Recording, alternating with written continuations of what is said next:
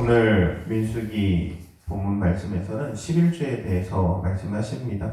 11조를 해야 하는 이유는 크게 세 가지를 말할 수 있습니다. 먼저 첫 번째는 하나님께서 세상 모든 만물의 주인이심을 고백하는 행위이기 때문입니다. 단순히 물질의 주인이 아닙니다. 하나님은 우리 생명의 주인입니다. 인생의 주인이며 모든 만물의 피조세계의 주인이십니다. 그것을 고백하는 것이 바로 11조의 신앙인 것이죠. 내가 10분의 1을 드리는 것은 그 단순히 10분의 1을 헌금하는 행위가 아니라 하나님께서 주신 모든 것을 다시 하나님께 모두 돌려드려야 하는데, 이 10분의 1을 드림으로 하나님께서는 그 모든 것을 받으신 것 같이 여기기 때문입니다. 그리고 두 번째로는 기업이 없는 레위인들에게 소득이 되기 때문에 그렇습니다. 이스라엘 12지파는 가나안 땅에 들어가서 그 땅을 기업으로 약속을 받습니다. 그런데 이 땅을 통해서 소득을 얻게 되는 이 중요한 기업이 레위인에게는 없습니다. 레위는 땅이 없고 그 소득을 얻을 수 없습니다. 백성들이 예배를 드리지 않고 11조를 드리지 않으면 레위인은 먹고 살 길이 없습니다. 그래서 사사기의 내용을 보면은 레위인들이 있을 곳이 없어서 계속해서 방황하고 자신이 있어야 할 곳에서 떠나는 것을 보게 됩니다.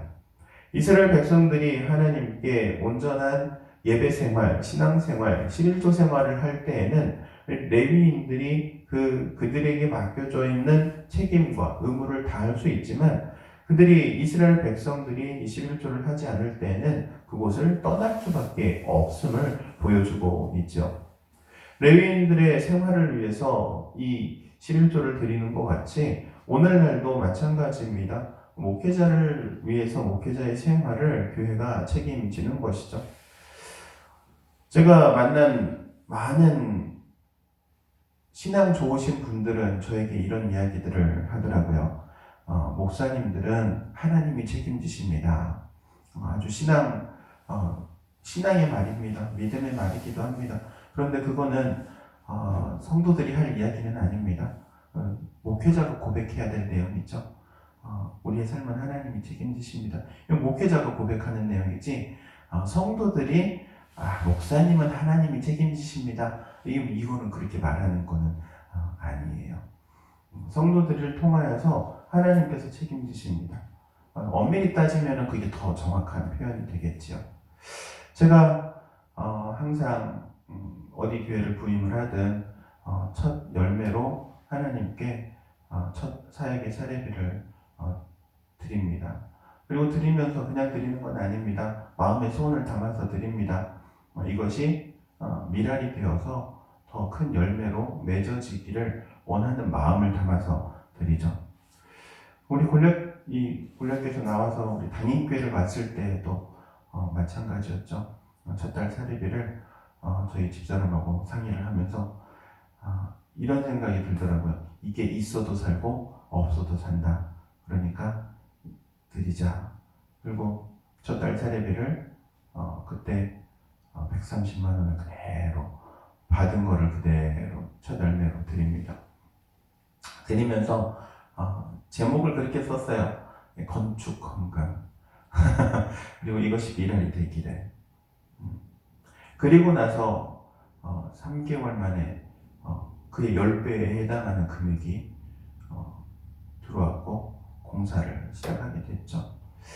하나님께서는 하나님이 약속하신 부분을 책임지신다. 저는 그렇게 믿어 의심치 않습니다. 특별히 헌금은 그냥 헌금이 아닙니다. 하나님께서 약속하신 약속이 있는 신앙 행위입니다. 그래서 11조를 드릴 때에 11조를 드리는 기업을 하나님께서 복되게 하시고 기름지게 하신다고 말씀하시죠. 그것이 바로 11조를 하는 세 번째 이유이기도 합니다. 하나님께서 약속하십니다. 11조 하는 백성들을 하나님께서 책임지신다. 그리고 그들에게 잘 살도록 하신다. 필요한 것을 공급하시고 채워주신다.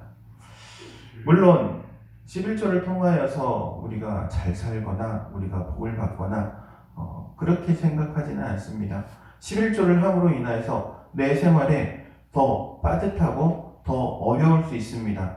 그런데 그 빠듯하고 어렵기 때문에 꼭 필요한 곳에 사용해야 하고 허튼 데 사용하지 않는 생활이 될 뿐만 아니라 우리가 신앙생활함에 있어서 가장 중요한 것 바로 믿음으로 살아가게끔 한다는 것이죠. 어찌되었든 하나님께서는 이스라엘 백성들에게 11조를 할 것을 명하십니다. 이것은 그냥 명령입니다. 부탁이나 권면이 아닙니다. 명령입니다. 전혀 다른 의미입니다. 반드시 해야 할 책임과 의무가 따르는 행위라는 것이죠.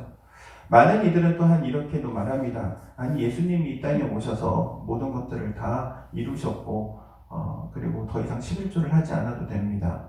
아닙니다. 예수님께서는 단 한 번도 율법에 대해서 이제 폐기되었다 말씀하지 않으십니다. 오히려 그 안에 있는 정신을 더욱더 받들어 세울 것을 명하시죠. 우리가 잘 아는 말씀이 있습니다. 예수님께서 말씀하시죠. 바리새인들에 대하여 책망할 때 너희가 박하와 근치의 11조는 드리되 그 안에 있는 의와 신과 이는 버렸노라. 그러나 너희가 이것도 버리지 말며 저것도 행해야 할 것이니라. 이렇게 말씀하십니다.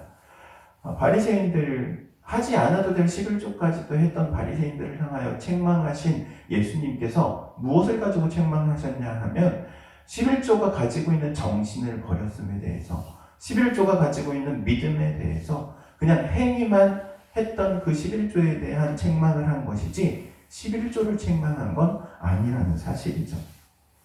사랑하는 당의교회 성도 여러분, 11조를 해야 하는 가장 큰 이유는 그것이 하나님의 명령이기 때문에 그렇습니다.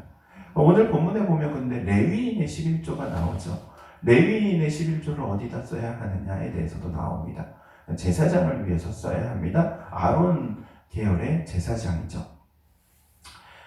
저희 교회가 재정의 10분의 1을 선교하는 데 사용하는 이유가 바로 여기에 있습니다. 그냥 하는 것이 아닙니다. 뭐 오늘날의 제사장이라는 말은 좀 어폐가 있죠. 오늘날의 이 교회의 11조를 통하여서 복음사역 그리고 선교사역에 정말 일익을 담당하고자 그리고 또한 그것이 하늘의 씨앗과 같이 되어 하나님께 심어서 열매를 맺도록 우리 교회에 정말 풍성한 열매로 다시 맺어지기를 소원하면서 그렇게 교회의 11조를 하고 있는 것이죠. 사랑하는 성도 여러분, 우리가 교회의 11조를 하면서 우리 교회의 재정이 어떻게 변화되었는지를 보시기 바랍니다. 그게 하나님의 살아계심이며 하나님의 복주심이심을 또한 분별할 수 있는 은혜가 있기를 축원드립니다. 기도하도록 하겠습니다. 사랑과 은혜가 충만하신 하나님, 은혜를 구합니다. 11조를 명하시고 또한 단순히 명하신 것이 아니라 그 가운데 축복이 있으며 복되게 하시며 또 우리의 삶을 기름지게 하시겠다는 약속까지 포함되어 있음을 보게 됩니다.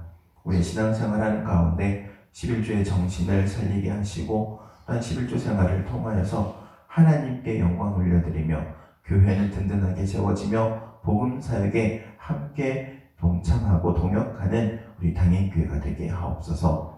예수님의 이름으로 기도하옵나이다.